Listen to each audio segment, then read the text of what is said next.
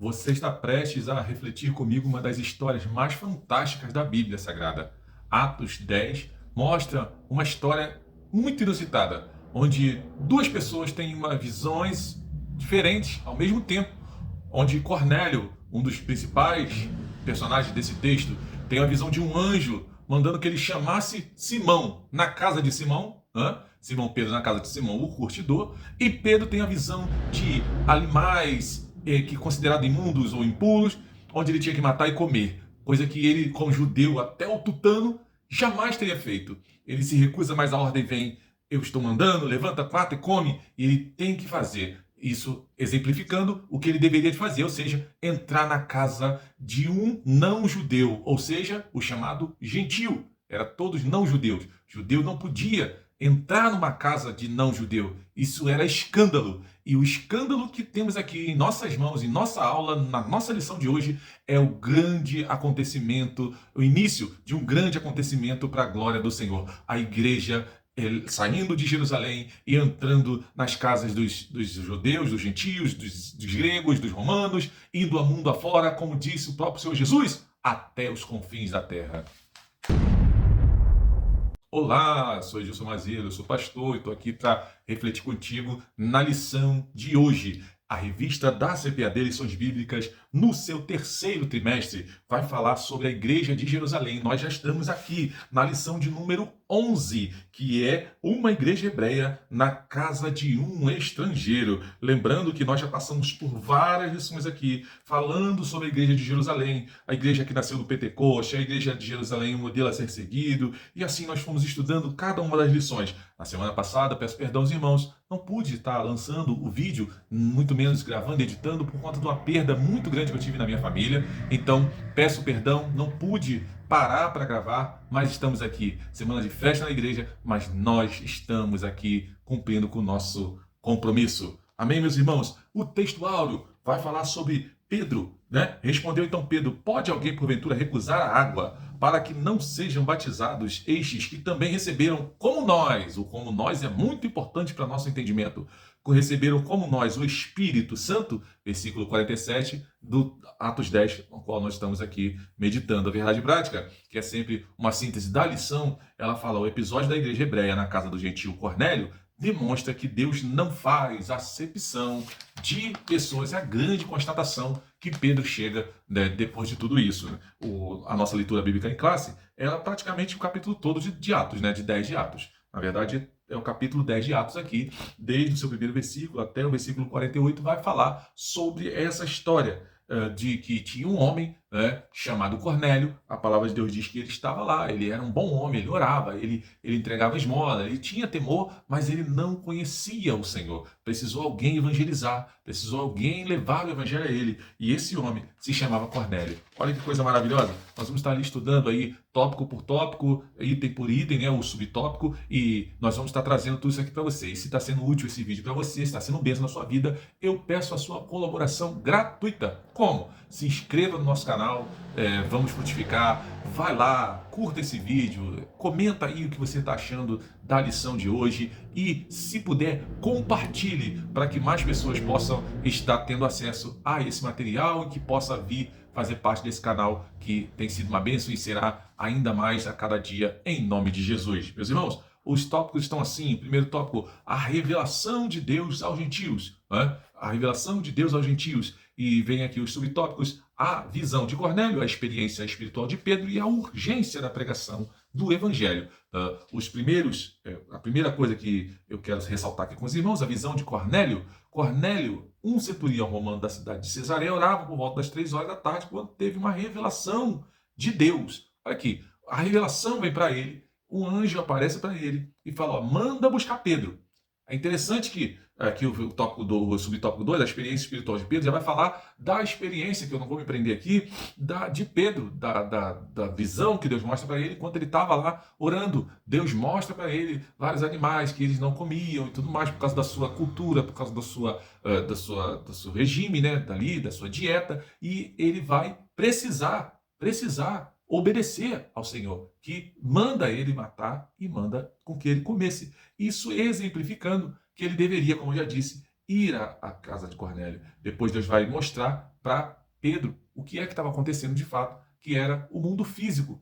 Já tinha acontecido no mundo espiritual, agora precisava acontecer no mundo físico. Mas o mais importante disso aqui é que Deus envia o anjo não para pregar para Cornélio.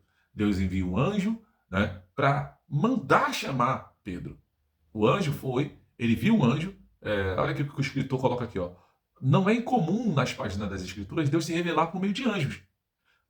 Contudo, essa revelação se distingue de outras por conta de seu propósito, a inclusão dos gentios à igreja do Senhor.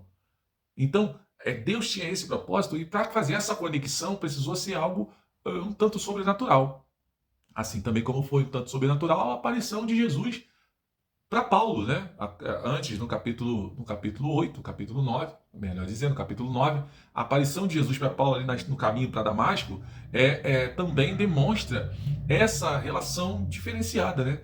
Não é costume as pessoas serem alcançadas ao evangelho dessa forma. Geralmente são as pessoas pregando. Mas mesmo assim, mesmo Jesus aparecendo para Paulo, manda Ananias ir lá pregar para ele, orar para ele, não é assim? E também aqui, mesmo um anjo aparecendo para Cornélio, a ordem chama Pedro, que Pedro vai pregar. Ou seja, anjo não tem o trabalho de estar evangelizando. Essa missão foi dada para a igreja.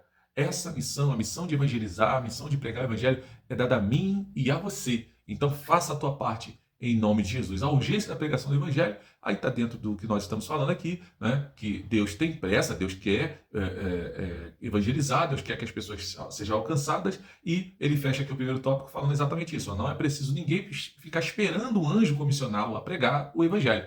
Deus já fez isso. Né? Deus já fez isso quando? Quando Jesus ele vai fazer aquela grande comissão, né? Ide por todo mundo, né? A grande comissão de Marcos é ide por todo mundo, pregar o evangelho a toda criatura. A de Mateus 28 fala, ide fazer discípulos, né, de todas as nações, ou em todas as nações, batizando em nome do Pai, do Filho e do Espírito Santo. E eu estarei convosco todos os dias. Essa é a missão da igreja, que você possa estar cumprindo a sua missão em nome de Jesus. Uma forma de você cumprir também, ou me ajudar a cumprir essa missão, é você compartilhando esse vídeo aí nas suas redes sociais, pedindo para os seus parentes, para os seus familiares, para as pessoas da sua igreja, a estar também se inscrevendo nesse canal, para estar participando do nosso canal aí, nos ajudando, nos apoiando, curtindo, dando uma força para a glória do nome do Senhor, para a minha alegria e para me ajudar no projeto que Deus colocou no meu coração. O tópico 2, a salvação dos gentios. Né? Aí ele vem com os dois subtópicos aí, pregação aos gentios. Né? Salvação dos gentios é o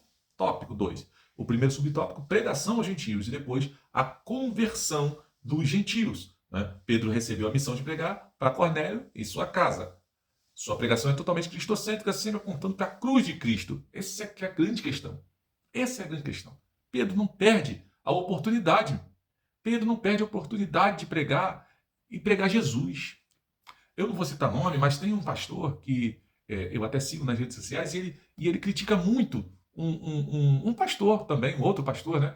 Só que ele fala algo interessante. Ele fala assim, olha, ele falha, a teologia dele não é boa, mas quando ele tem a oportunidade, ele prega Jesus.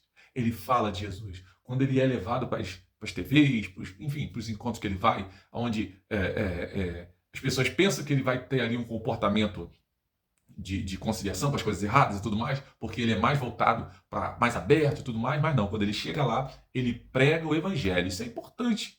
Isso é importante. Então, na sua oportunidade de falar, o que você tem falado, meu irmão? O que você tem pregado, minha irmã? Vamos falar a palavra de Deus e nada mais, em nome de Jesus? E aí, quando falamos a palavra de Deus, né, quando pregamos Jesus, vem a conversão, vem a salvação. A salvação, a mensagem da cruz é um chamado ao arrependimento. Todos os que arrependidos creem em Cristo serão perdoados, portanto, salvo. Deus ele está sempre pronto a salvar. É interessante que hoje, infelizmente, muitas vezes que temos a oportunidade, né? Eu falo temos aqui, fazendo uma generalização, porque eu sei que não é a realidade da maioria, mas muitos que despontam e têm espaços aí na rede social, na própria mídia formal e tradicional, chega lá e fala de tudo menos de Jesus.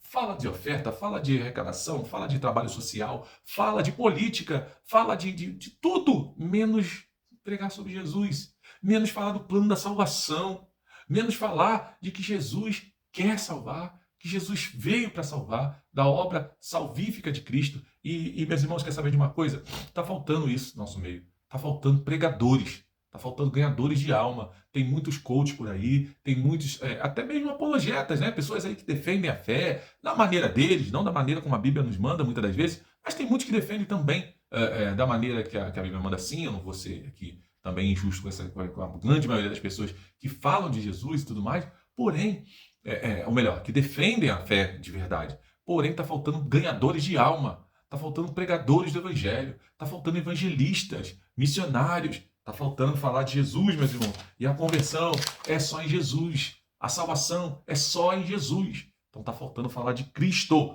Pedro não perdeu a oportunidade. Qualquer oportunidade que tiver, irmãos, tenha o cuidado, mas fale de Jesus. Eu digo tenha o cuidado porque você pode se tornar um chato, né? De toda hora ficar falando de Jesus, toda hora de Jesus. Não, você tem que ter um cuidado. Porque tudo que é demais também acaba tendo uma não aceitação das pessoas. As pessoas acabam não querendo nem te ouvir. Se não te ouvir, como que vão crer se não te ouvir? Né? A palavra de Deus mesmo fala, né? Quem tem ouvido, ouça. Então tem que ter cuidado para não se tornar um chato, não se tornar um teimoso, não parecer um fanático. Isso é muito importante. Nos taxam de fanático, nos taxam de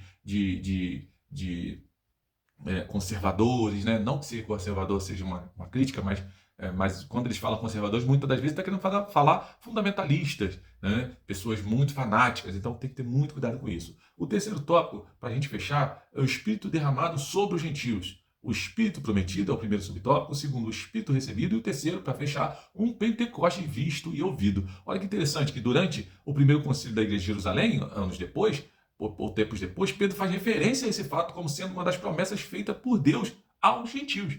E lembra que lá também, na descida do Espírito Santo, em Atos 2, na pregação de Pedro, Pedro vai lembrar de Joel, que fala o quê? Que o Espírito Santo seria derramado sobre toda a carne, não é isso?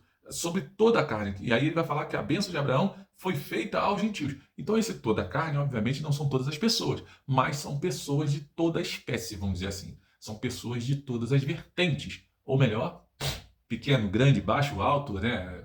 Gordo, magro, preto, branco, enfim, toda a carne, toda a espécie, tá? Então, essa é a promessa e que bênção, né? Assim também chegou para mim e para você, em nome de Jesus. O Espírito Santo recebido, esse derramamento do Espírito Santo veio acompanhado pela evidência física do falar em línguas. Então, isso aqui é uma pedrada, como diz o rapaz do capacete, né? Fala aqui os calvinistas, coloca o capacete que lá vai pedrada. Porque aqui é uma enorme prova aqui do falar em línguas como evidência do batismo com o Espírito Santo. Eu digo evidência, mas não só, tá? Eu digo uma das evidências. O falar em línguas como uma das evidências do batismo no Espírito Santo, ou com o Espírito Santo, não faz diferença, porque nós sabemos o que estamos falando aqui, né? O falar em línguas, assim como a descida do Espírito Santo lá em Atos 2, aqui também vão falar em línguas. Olha que interessante. Então, como é que não tem conexão? Porque qual a explicação que eles dariam aqui agora? Porque a explicação que eles dão lá de Atos 2 é que a ideia ali é porque tinha pessoas de várias nacionalidades, pessoas que não falavam o idioma ali que era falado na época, que era o grego ou o aramaico, e aí precisou de falar em vários idiomas para poder alcançar aquelas pessoas ali. Ok. E agora? Precisava de idioma para quê? Para evangelizar quem? Porque eles estavam entendendo o que Pedro estava falando. Eles entendiam a língua de Pedro. Então aqui eles maravilharam e começaram a falar em línguas. Então o Pentecoste foi visto e ouvido. Então da mesma forma foi como fosse um segundo Pentecoste. Podemos dizer que como foi aqui teria sido como um segundo Pentecoste. Que coisa maravilhosa, né? Deus fez e fez coisas maravilhosas, irmãos. E eu vivenciei também na minha vida um Pentecoste, quando eu fui batizado com o Espírito Santo, e em tantas outras ocasiões que Deus derrama sua graça em mim, e eu sinto a presença dele, e dou lugar mesmo, e eu sou pentecostal mesmo, de todo o coração e alma, e creio, e sinto, não só creio, mas sinto, vejo, né? Então o Pentecoste ele é assim, como diz aqui, ele é visto e ouvido, e sentido, enfim, é maravilhoso. Então, meus irmãos, quem não tem essa graça, não busca, não crê, pode estar perdendo uma experiência maravilhosa com Deus. A experiência maravilhosa, não que você não sinta a presença do Espírito Santo, não se alegre, mas a graça, o dom de falar em línguas com Deus, em mistérios com Deus, as línguas espirituais, né? O mover do Espírito Santo em nossas vidas é coisa maravilhosa demais. Então, o Pentecoste é para ser sentido, visto, ouvido, vivido é coisa maravilhosa. Se viver no Espírito, andais também em Espírito, né? Muitas das vezes também acontece de a pessoa ser tão cheia, mas na vida, na prática, no dia a dia, não tem nada de Espírito Santo. Aí eu falo para vocês, aí é o que queima o mundo pentecostal. E aí a gente sabe que não é, na verdade, o Pentecoste de fato, é um Pentecoste de meia tigela, porque o Pentecoste de verdade tem salvação, tem mudança de vida, tem graça, tem coisa maravilhosa, tem dons espirituais, milagres acontecendo em nome de Jesus.